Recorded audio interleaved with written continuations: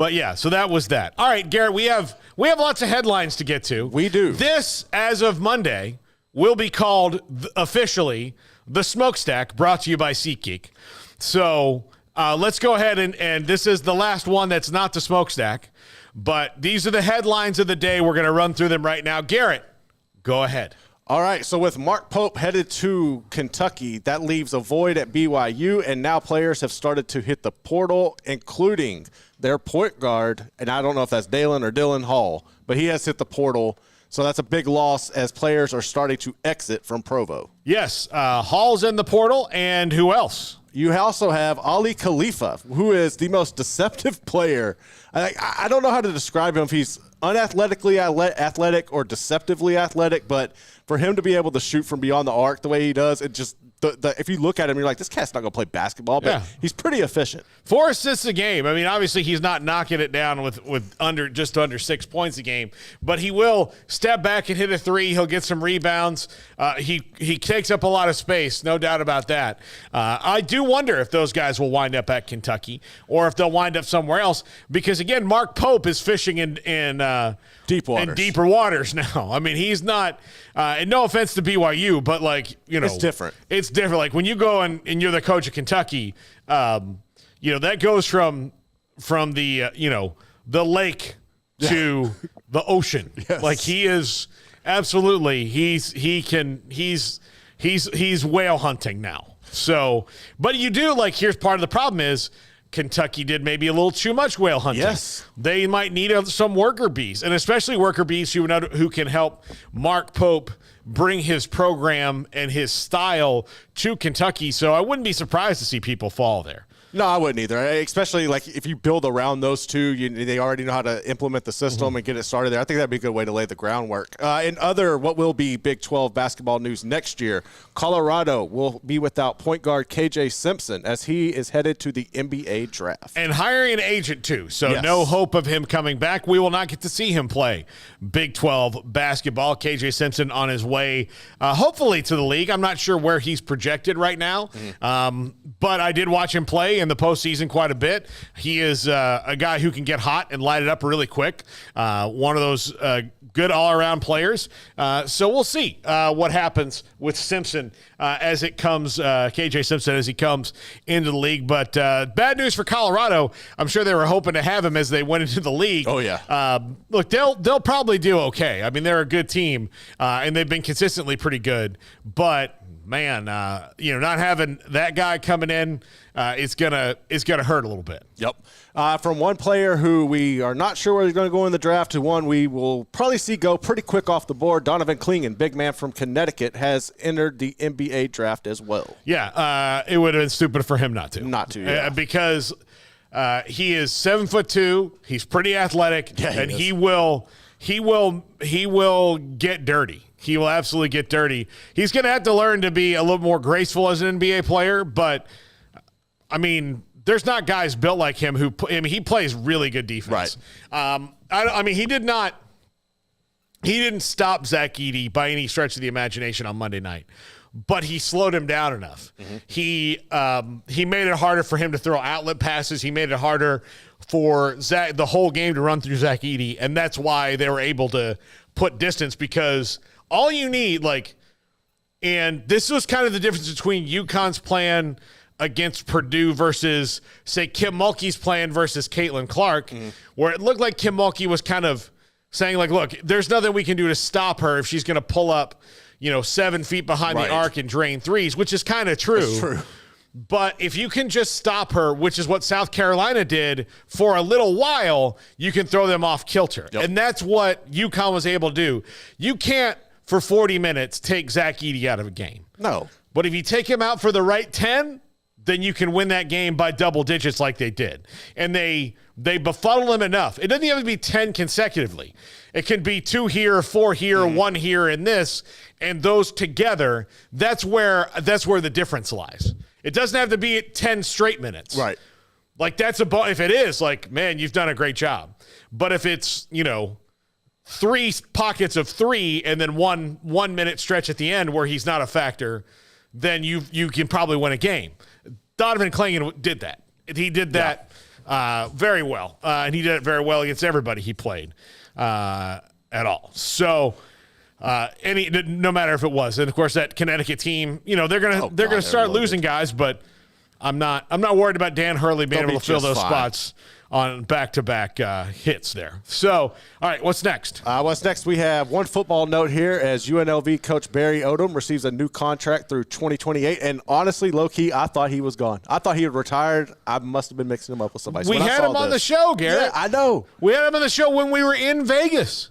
I know. Mm-hmm. I guess I was thinking of the San Diego State coach. I mixed those two up. That's what happened with that one. Yeah. Another note here. Let's go golf. Your boy Tiger. Most consecutive Masters cuts ever. So how do you feel about this, Paul? I feel great about it. I wish he could really genuinely be in a position to win, but let's face it. He's not in position to win right now. So is this the new gear? This the new logo we're working with? I guess so, yeah. Thing? Okay. Yeah. So not sure I like that. I haven't gotten any yet. He hasn't sent me any. You done yet? I've seen him play in events before, but I've never been anywhere where I've seen him except one time. He was walking out of the Cowboys locker room right before we walked in, and I almost fell over. I bet. I was like, oh my God, Tiger Woods is here, and I called Smokey. I'm like, I'm really distracted, and I don't know what to I really want to go chase down Tiger and say listen. If you want to break Nicklaus's record, bring me aboard. I can't help you for crap with golf. I can't I'm not going to help you putt better. I'm not going to help you on your irons. All I'm going to do is I'm going to be the friend that you need that can get you right up here. Mm-hmm. That's what I'd have been. When he was like, hey, should I do this Navy SEAL workout? And I'd have been like, because you need a friend. My best friend Billy was here a couple weeks ago, and he brought a couple things up to me that only he can he and a couple other people can bring up to me. Right. And just other things, and we have those things where, hey, let's make sure we do this kind of a thing, and it's just a good little pep talk you get. Yeah. I don't think Tiger has those people in his life. Probably not. I think he has people that are too afraid to challenge him a lot of the time. And when he gets challenged, by a lot of the golf coaches, he's moved on because he's used to something. Again, 15 years ago, he come to me hey, listen, I have this opportunity to go work out with the Navy SEALs and get really strong. And I'd have been like, listen, Tiger, that's pretty awesome. The Navy SEALs are amazing. They've done amazing things for this country. And I think if you can gather any kind of mental acuity or the way that they prepare from them, I think that's great. However, are you a Navy SEAL? No, you're not. You don't need to do that stuff. You need to take care of your body and make sure it's ready to go to win golf majors. When was the last time they killed Osama bin Laden with a 9-iron? They didn't do that. They had a helicopter and they had guns and night vision and stuff, okay? Their workout doesn't translate. Let's be real here, buddy. I'm trying to get you to 19 majors. And then he'd be like, man, I'm glad we had this talk. I think he needed you in his life, man. Again, that's what I could have been to him. That's what I could have been. The mentor he never needed. Yeah. Who he needed. Yes, exactly. I like that. Right there. Good old, listen, me and Charlie, hey, you know what? I'm having a stressful time. Can you come take Charlie to a ball game? Yes, I'd love to do that. I got that. Let's get him off the golf course for a little bit so he can enjoy life. Let's not have him have the childhood you had, which was golf. Your dad, sending you off to play golf while he ran and banged girls at their house and then came back. Let's break the cycle. Man, it's good that you are not afraid to talk to me like that. That's what I could have done for Tiger Woods. Dang. It's a shame, man. We'll never know. It is a shame. It is a shame. Know. Last two things we have, and it is NFL draft related. First off, programs with the most projected picks this year in the class. Does any of these numbers surprise you? Michigan is 17. It's ridiculous. 17 at Michigan. Look, I know that team's good. I know they're NFL ready. That's why Harbaugh is now with the Chargers. Yeah. Texas having 10 guys drafted is why they're good again. Yes. Or potentially drafted. They went through years where they had 1 or 2. One year they had none. Yeah. None. And that's the University of Texas. FSU at 9. You look at the teams, like Penn State's got to be like, why weren't we better? Right. Well, Ohio State only having 6. You would say, oh, man, that's down for Ohio State. Yeah, they're all coming back. Yeah. They're all coming back. Ohio State's my preseason number 1 right now. That's a good one. I think when I look at this list, the one that jumps off is Mizzou, because I never really think of Mizzou of having that much NFL talent. Like, they'll always have 2 or 3 guys every once in a while that pop. But Darius Robinson's going to get drafted. Tyron Hooper's going to get drafted. Cody Schrader's going to get drafted. Javon Foster's going to get drafted. So, yeah, they have quite a bit. They have quite a bit of guys who are going to be in there. I'm leaving 2 off, and I'm sure I'll think of them later. Both the cornerbacks, Evans Drain and Ennis Rakestraw. So those are the guys. So, all 6 draft prep king here. My man. Yeah, I could. Let's see. Let me do FSU. Okay. And see if I can if I can get to their 9.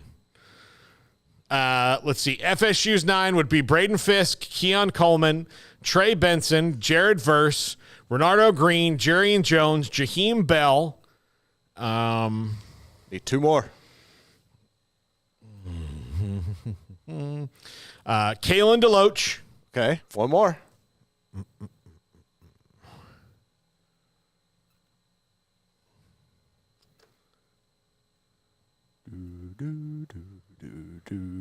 Jordan Travis. Jordan Jesus. Travis. Come on. How did I not think of Jordan Travis? The most important player. The son I never had. Yeah. So, do you think you could do LSU? No. I would say, Jaden Daniels, Malik Neighbors, Brian Thomas, and I do not know the other 3. Mekhi Wingo, Jordan Wingo. Jefferson, and Charles Turner. Okay. Yeah. I'll take 50%. I'll ride with Yeah, that. there you go. That's all right there. That's all right. So I could honestly, we could play this game for a little bit. It would be very boring for the chat and the room and the people watching afterwards. What is he just going to show off how much of a nerd he is and how much he reads about the draft? Yeah. Yeah. Yeah, no. We're not going to do that. All right. But Michigan, it bowls me over here. It's ridiculous. Yeah, Washington at 9 also doesn't surprise me, given that those 3 wide receivers are all going to go. Penix is going to go. Dylan Johnson's going to go. Roger Rosengarten, Braylon Trice. There's 7 right there. And I'm they have a tackle that's another guard or tackle that's gonna be gone, and then so there's quite a bit. All right, and the next one, these are the players that are going to be invited to the draft. Bo Nix and Michael Penix are not on this list, by the way. Terrion Arnold, Jaden Daniels, Marvin Harrison Jr., who hasn't shown up to anything he's been invited to just yet. J.C. Latham from Alabama, Laichu Latu from UCLA, Drake May of North Carolina, Quinyon Mitchell of Toledo. That's going to be a dude. That's a sneaky good player right there out of Toledo. How Toledo kept him out of the portal is I'll never. He must be just one of those really honorable dudes. And I'm not saying that if you took money and went, you're not honorable, but he's just someone who's just loyal dude. Malik Neighbors, Roma Dunze, Darius Robinson of Mizzou, Brian Thomas Jr. of LSU, Dallas Turner, and Caleb Williams, who will be there. So solid list. Yeah.